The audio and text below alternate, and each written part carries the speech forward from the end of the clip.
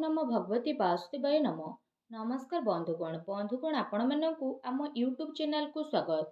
बंधुगण आजिर ए भिडियो आपणक पई बहुत ही खास रहिबाकु जाउछि। आपणक पई आमे कहिबु आगामी ए 2.5 दिन आपणकर किपरि साब्यस्त हेबो, केउ प्रकार ए 2.5 दिन को आपण विशेष भाबरे साब्यस्त करिवे, ता सहित केउ सब जिनिस रे आपणकु फायदा हेबो, केउ सब जिनिस रे आपणकु सावधानियता अवलंबन करबाकु पड़िबो, आपणकर लव लाइफ किपरि रहिबो, क्यारियर किपरि रहिबो, बिजनेस आ व्यापार किपरि रहिबो एवं ता सहित स्वास्थ्यर महत्वपूर्ण इनफॉरमेशन मध्ये आमे आपण मानकु देबु। आउ ए वीडियो शेष रे आमे आपण मानकु गोटे उपाय विषय मध्ये कहबु, जहा द्वारा आपण ए 2.5 दिन को आहुरी अधिक शुभ और मंगलदायक साब्यस्त करि परिबे। तेणु आगो को वीडियो आरंभ करबा पूर्व आमर आपनकु रिक्वेस्ट कि जदि आपण आमर ए चैनल ले नुआ आछंती तो चैनल को सब्सक्राइब करनेबा सह पाखरे थिबा नोटिफिकेशन बेल को मध्ये ऑन करंतु, या द्वारा समय समय रे सह नुआ नुआ वीडियो रो नोटिफिकेशन आपनक पाखरे पहुंचीबो। आसंतु जानिबा किपरि रहिबो आपणक पई विशेष भाबरे ए 2.5 दिन। जदि आमे सबुठारु प्रथमे कहिबा कि ए दिन रे कोन आपणक पई विशेष भाबरे पॉजिटिव रहिबा पई जाउछि, जदि आमे कहिबा फ्रेंड्स ए दिन रे आपण किछि राजनीति लोकंक सहित साक्षात हेबो एवं आपणकर लोकप्रियता बढ़िबो, ता सहित जन संपर्कर दायरा मध्ये विस्तृत हेबो। संतानक तरफरु तांकर क्यारियर को नेकी ए दिन रे किछि शुभ समाचार मध्ये आपणकु मिली पारे। आपणकर सिद्धांतवादी दृष्टिकोण समाज एवं धार्मिक स्थल रे आपणकु सम्मानजनक उपाधि विशेष रूप रे प्रदान करिबो, ता सहित धार्मिक एवं आध्यात्मिक गतिविधि रे आपणकर विशेष रूप रे महत्वपूर्ण योगदान रहिबो। प्रॉपर्टी संबंधित कोनोसी अटकीथिबा कार्य पूरा हेबार विशेष रूप रे संभावना बनिछि। ए दिनर समय आपणकु भल खराबर स्थिति देखैबो, ता सहित भाग्य एवं संतान संबंधित कार्य रे मध्य आपणकु विशेष रूप रे सुविधा प्रदान करिबो। आपणकर विवेक एवं आदर्शवादी स्वभाव आपणक पई महत्वपूर्ण उपलब्धि को नेकी आसीबो। ता सहित ए दिन रे ग्रहर स्थिति आपणक पई काफी संतोषजनक रहउची। जो माने आपणकर खिलाफ रे थिले सेही लोक माने आपणक सपक्ष को आसीबा पई जाउछंती। आउ संबंध रे मध्य आपणकर काफी सुधार आसीबो।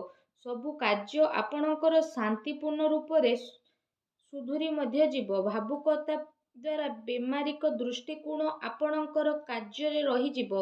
ता सहित आपणकर सकारात्मक एवं संतुलित भावना आपणको आगको बढ़ेबा एवं निजर कार्य को सुचारू रूप रे संपन्न करिबारे सहायता प्रदान करिबो।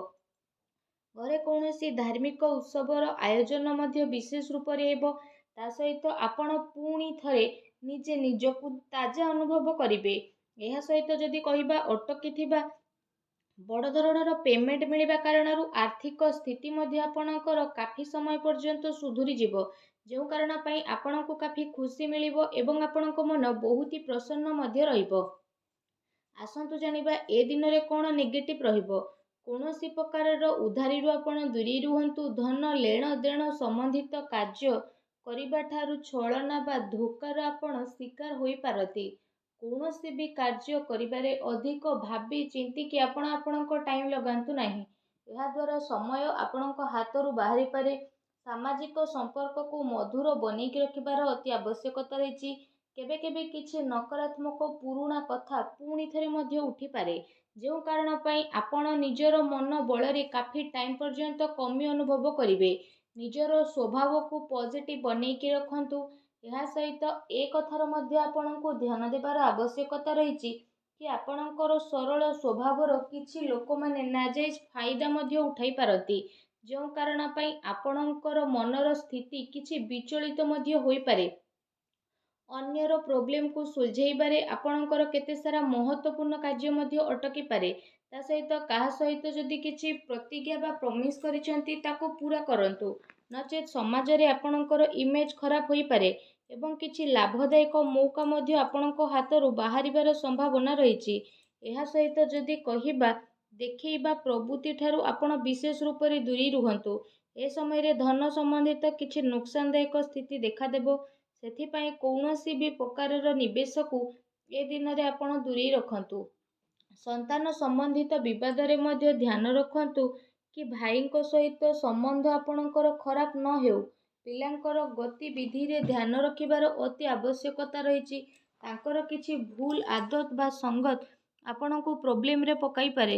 ତେଣୁ ତାଙ୍କୁ ସକାରାତ୍ମକ କାର୍ଯ୍ୟରେ ବ୍ୟସ୍ତ କରିବା ଆପଣଙ୍କ ପାଇଁ ଅତି ଆବଶ୍ୟକତା ରହିଛି, ଯାହା ଭବିଷ୍ୟତ ପାଇଁ କାଫି ଲାଭଦାୟକ ସିଦ୍ଧ ହେବ।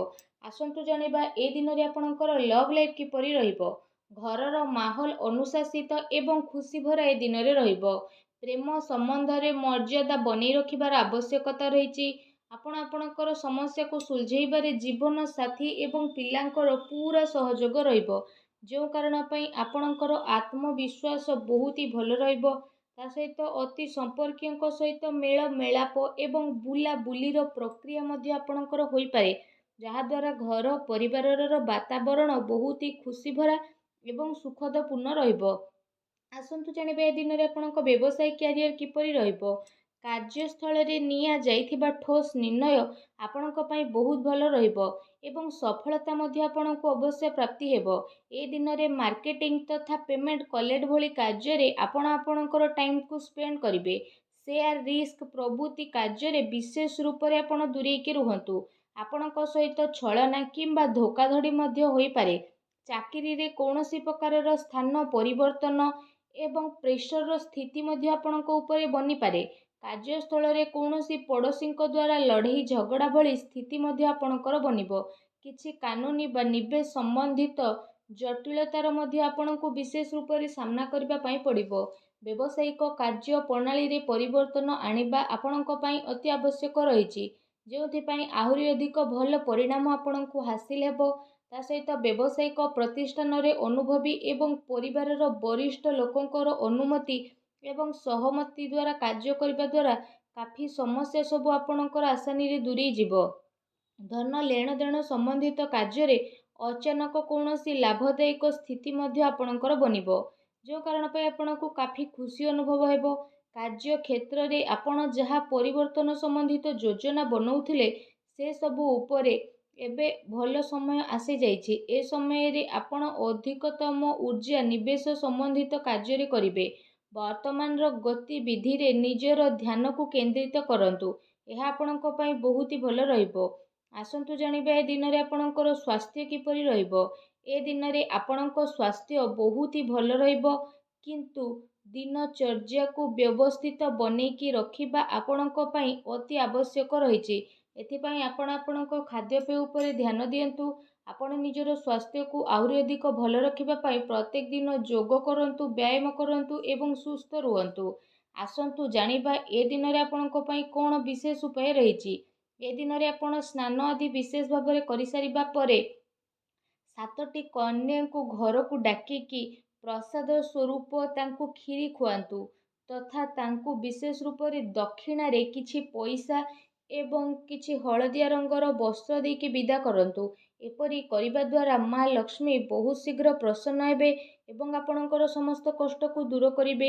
ଯାହା ବି ଆପଣଙ୍କ ଜୀବନରେ ପ୍ରୋବ୍ଲେମ ଚାଲୁଛି, ସବୁ ପ୍ରୋବ୍ଲେମର ଅନ୍ତ ହେବ ଏବଂ ଆପଣଙ୍କୁ ଶୀଘ୍ର ହିଁ ଶୁଭ ଫଳର ପ୍ରାପ୍ତି ହେବ ଏବଂ ଆପଣଙ୍କର ସମସ୍ତ କାର୍ଯ୍ୟ ମା ଲକ୍ଷ୍ମୀଙ୍କ ଆଶୀର୍ବାଦରୁ ବହୁତ ଆସାନୀରେ ବନି ମଧ୍ୟ ଯିବ। ମା ଲକ୍ଷ୍ମୀଙ୍କ ଆଶୀର୍ବାଦ ଆପଣଙ୍କୁ ପ୍ରାପ୍ତ ହେଉ। ସଚ୍ଚା ଦିଲରେ କମେଣ୍ଟ ବକ୍ସରେ ଜୟ ମା ଲକ୍ଷ୍ମୀ ଅବଶ୍ୟ ଲେଖନ୍ତୁ ଏବଂ ଭିଡ଼ିଓକୁ ଲାଇକ୍ କରିବା ପାଇଁ ଆଦୌ ବି ଆପଣ ଭୁଲନ୍ତୁ ନାହିଁ। ଧନ୍ୟବାଦ।